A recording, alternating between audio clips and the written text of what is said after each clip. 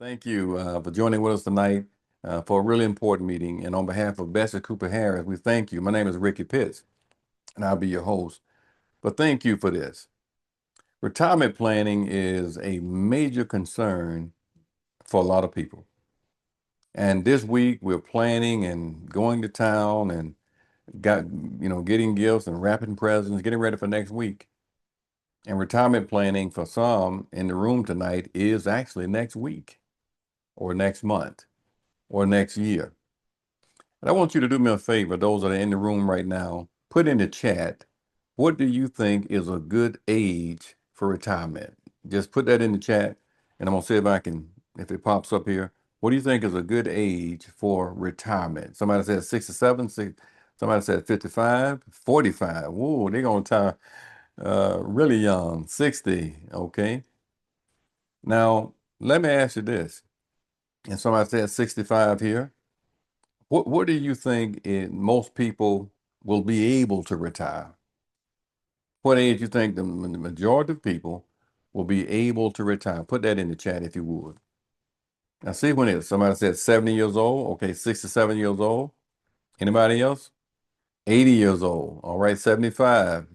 Y'all got some real good realistic ages in there. We'd love to retire at the typical age, 60, 65 years old.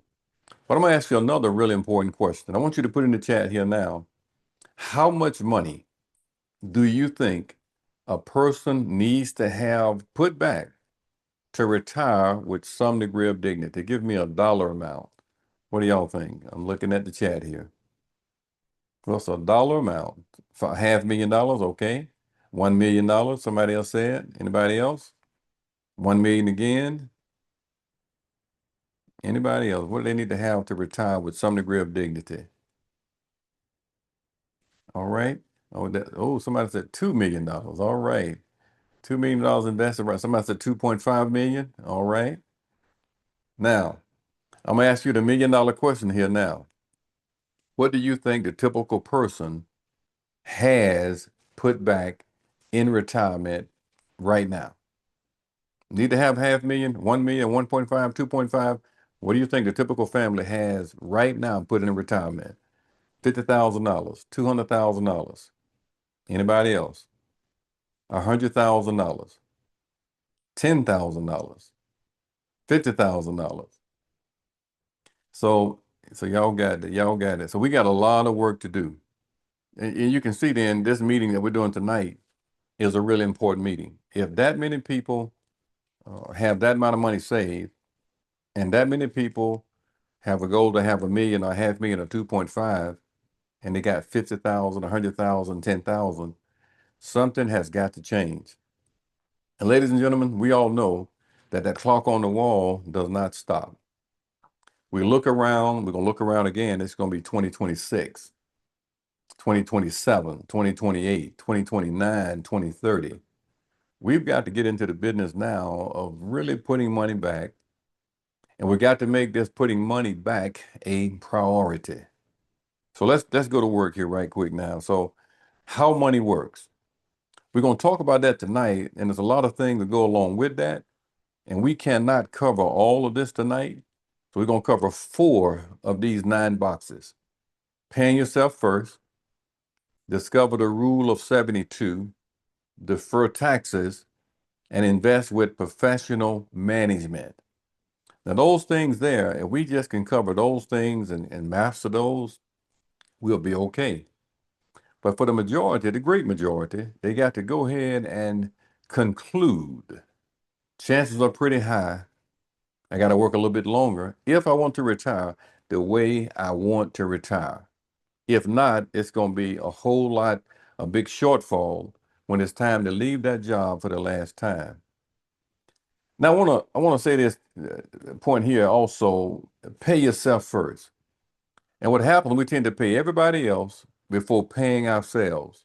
We pay the light bill, water bill, gas bill, cable. We pay everybody else, insurance on everything before paying ourselves.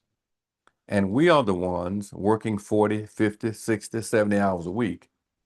We are the ones working part-time, retail or contract work or whatever it may be to generate more income. So it's going to be really important then, with us being the primary person putting the time in, to pay ourselves first. Now, there are three different accounts to have a complete saving program that most of us need. One is an emergency fund.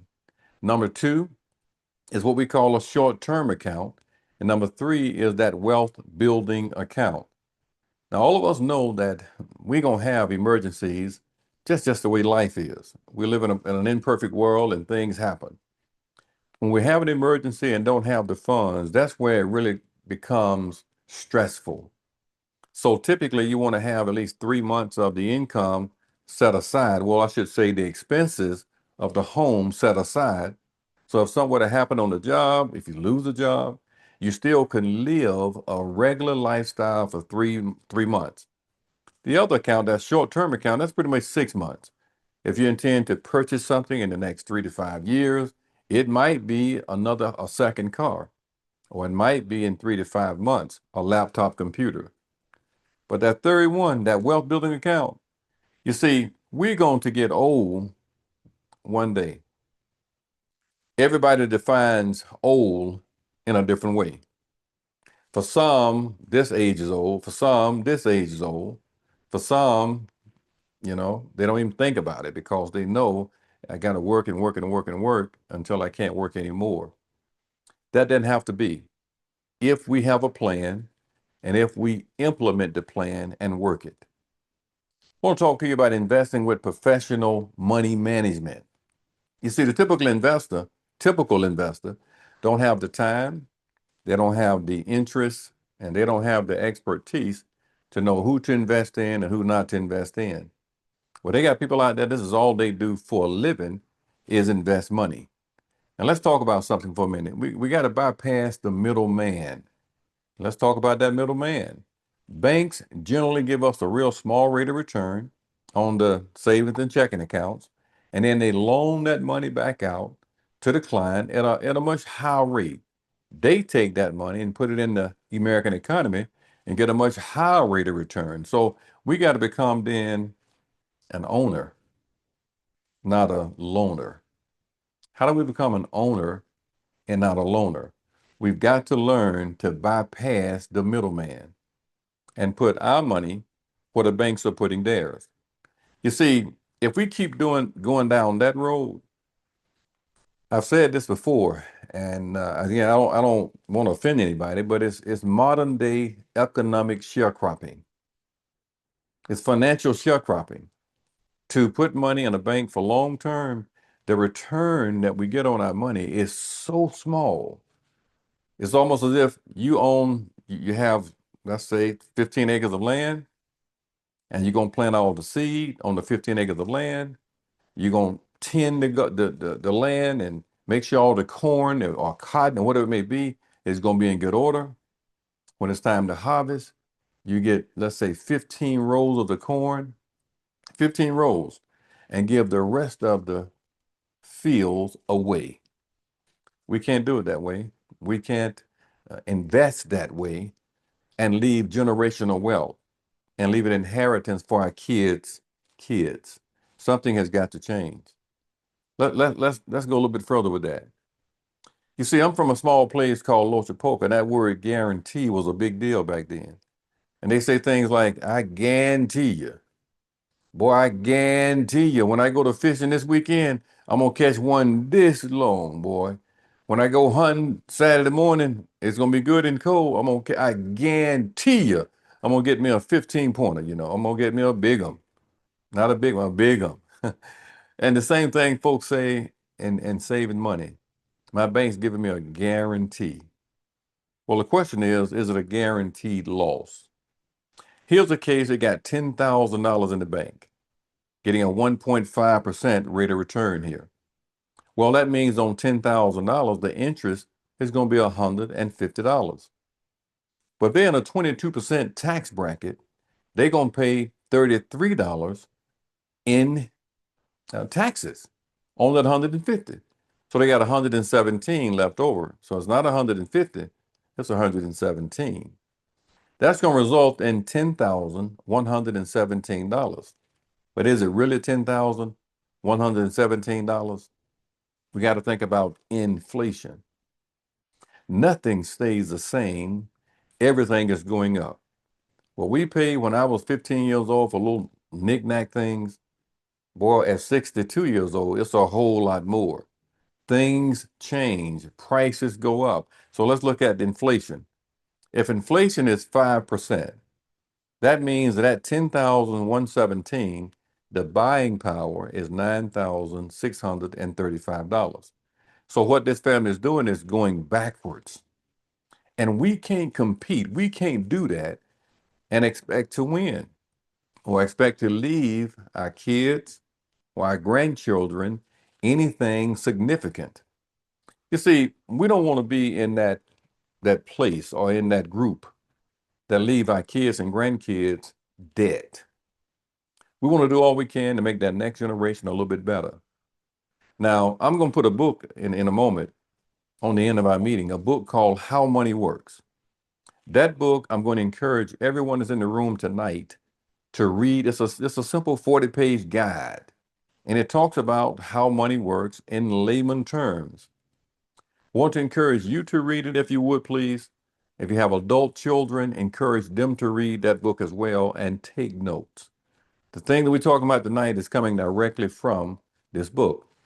Also, we're going to have another meeting. I'm going to put this out there real quick now too. Coming up on the 15th of January next month, 2026. Can you believe it? 2026. We're going to be talking about how money works for kids. So if you would take that, matter of fact, I'm going to put that link. I'm going to put that link right now in the chat. Let's see if we can do this real quick here. And tell me if you have that link.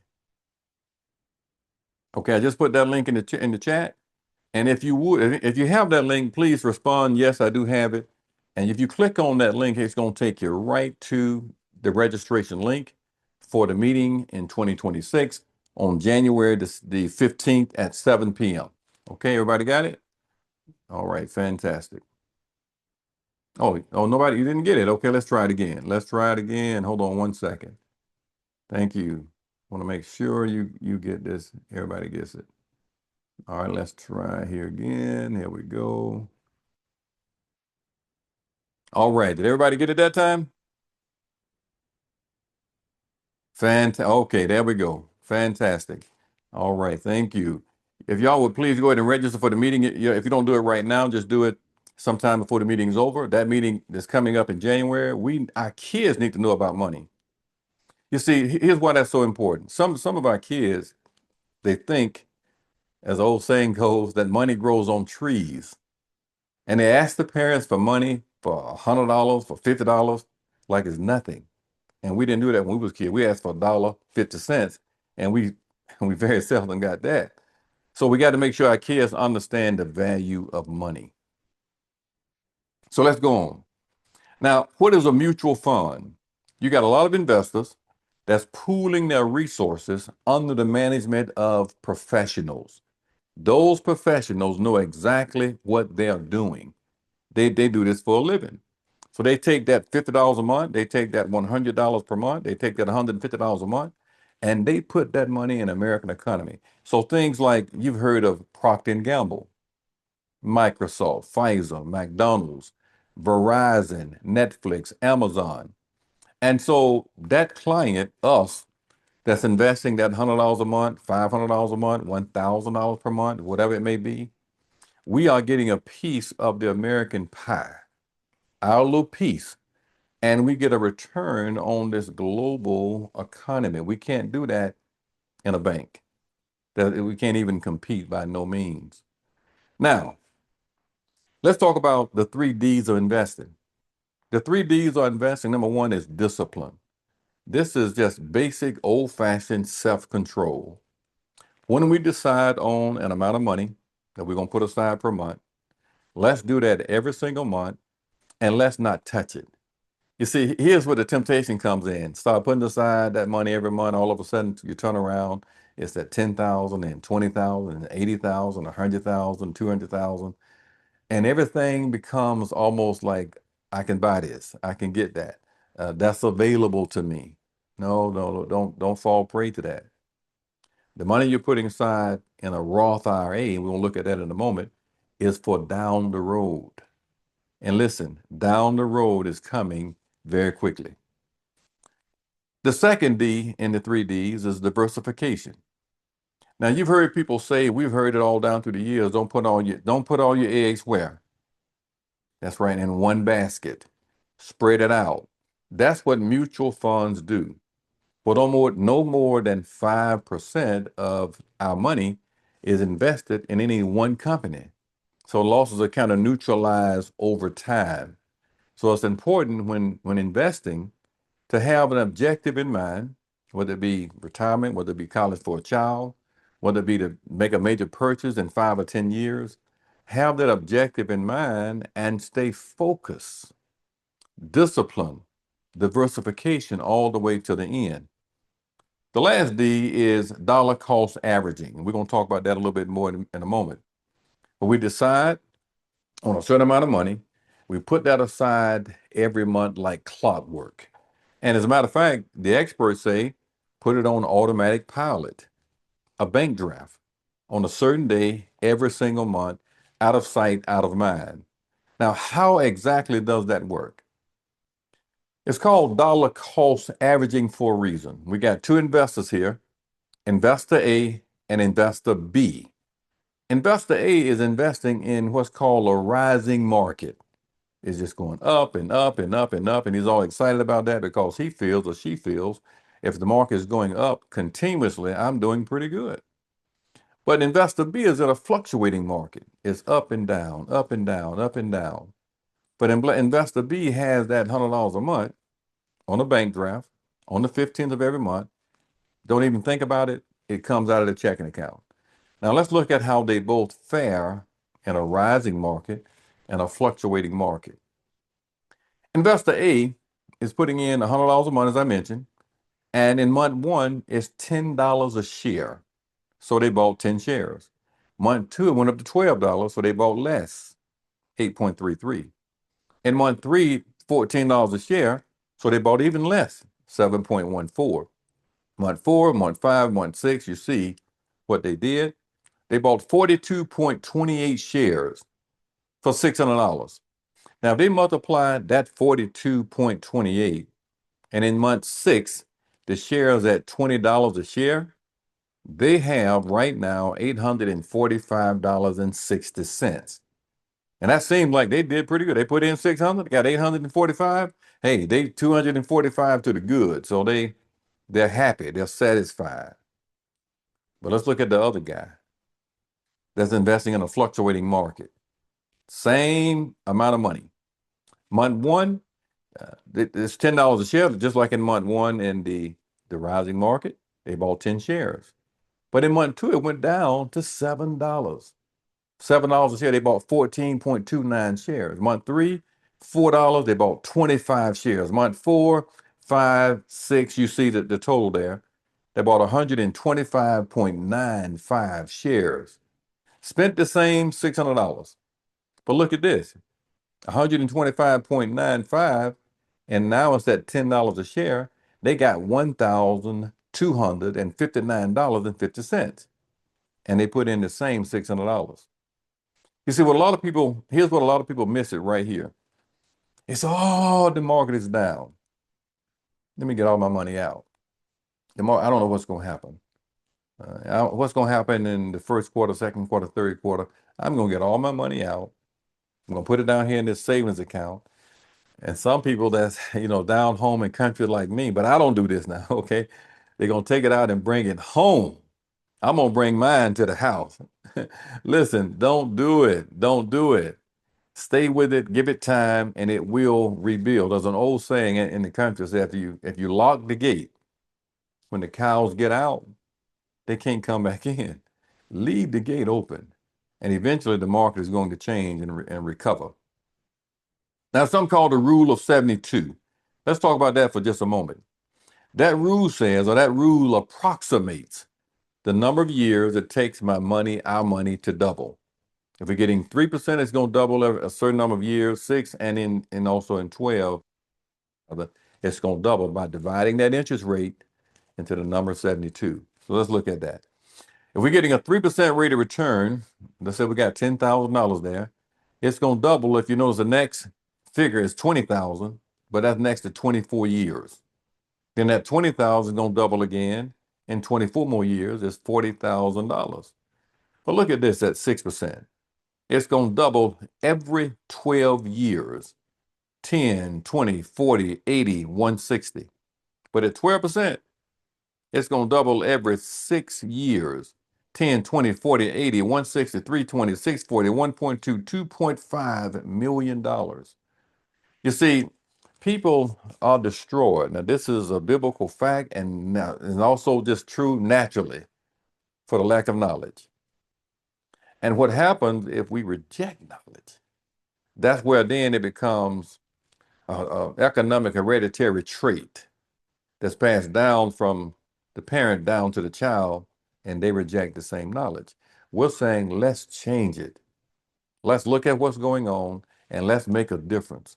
Because here it is, that's a big difference, 2.5 versus 80,000, 90,000. Now here's another important thing. We got to get our kids and grandkids to think about investing money. And it doesn't take, when they're young, it don't take a whole lot. I mean, just a real small amount.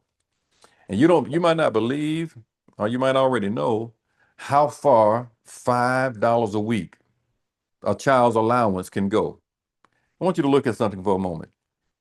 I got a child here that's going to put aside $20 per month. And let's say you started for them, and at 10 years old, they got $3,900 at 10 years old. You may say, Rick, that's not a whole lot of money. I want to ask you something. How many kids do we know got $4,000 in their little account? Very few.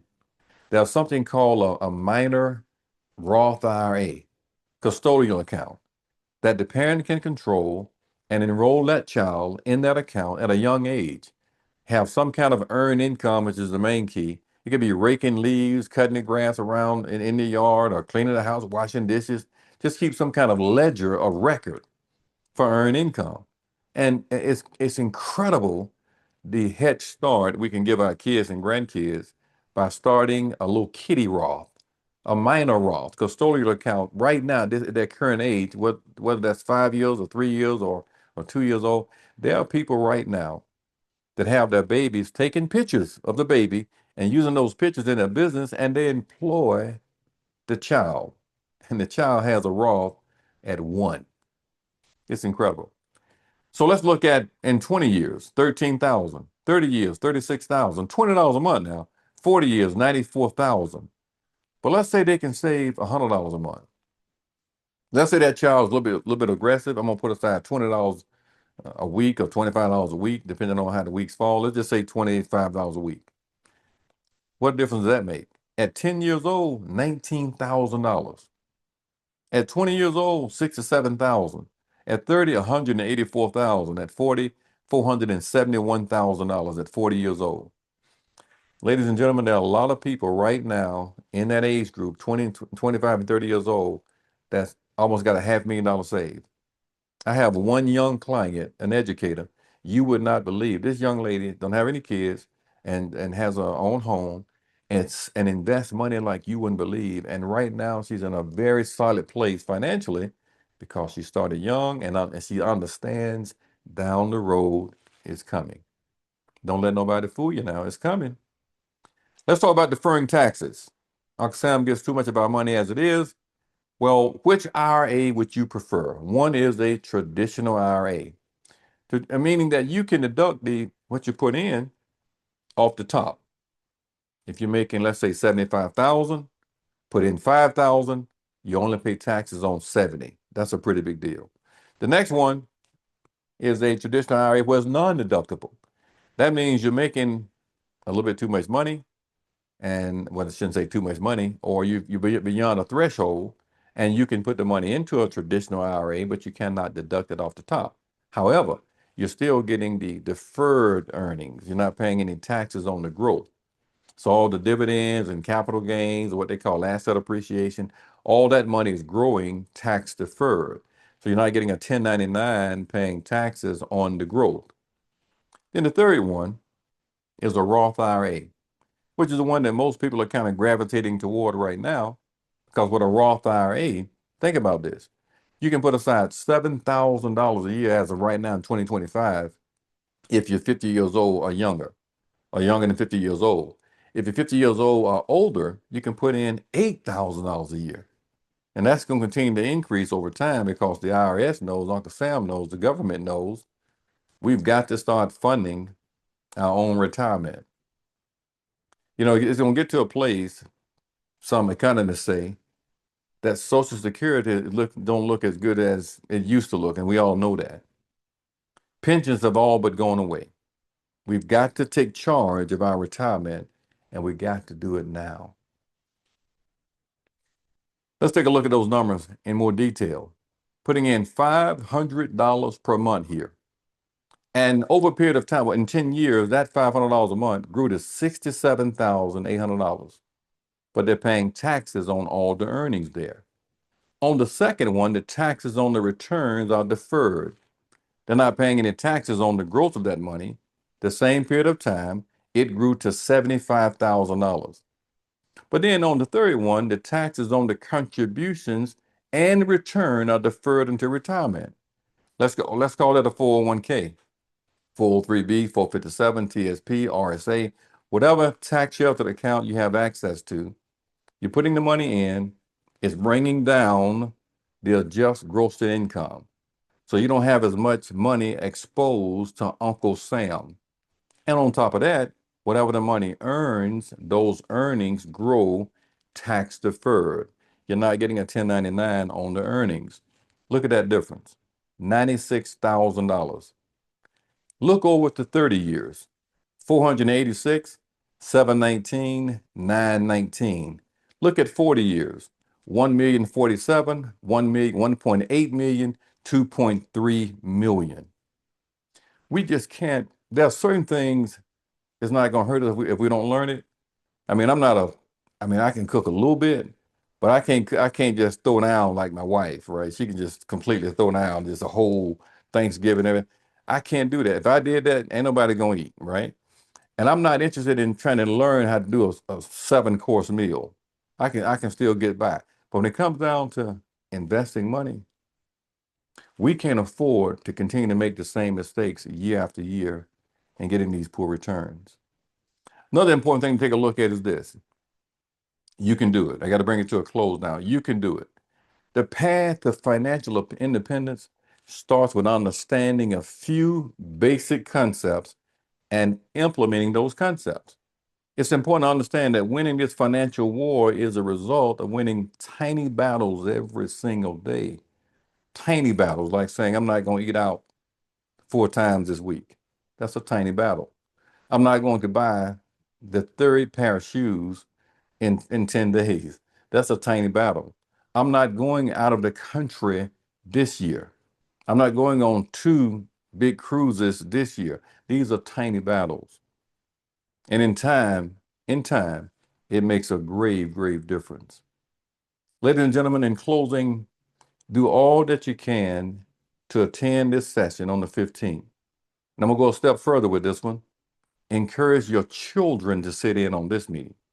Now, I know the attention span with our kids are, not too, we can't hold them too long. So I'm going to try to get it done in, 15, 20 minutes. I'm going to try because their attention span is not that long. But then again, we may not be able to do that. But plan on being on the meeting, and particularly your teenage children and those that are in the workforce should attend that meeting. Hey, look, thank you so much for your time tonight. Y'all have a great rest of the night, a great Merry Christmas and a prosperous, happy New Year. Look forward to seeing you again. Oh, let me sing that book. Hold on one second. Don't leave yet. I'm gonna put this book out in the chat real quick that I want you to read. So hold what you got for just a moment there. A book called How Money Works. We want to make sure you get this and read this book. I almost didn't do that. One second here. All right, that book should be on the way and everybody should have it.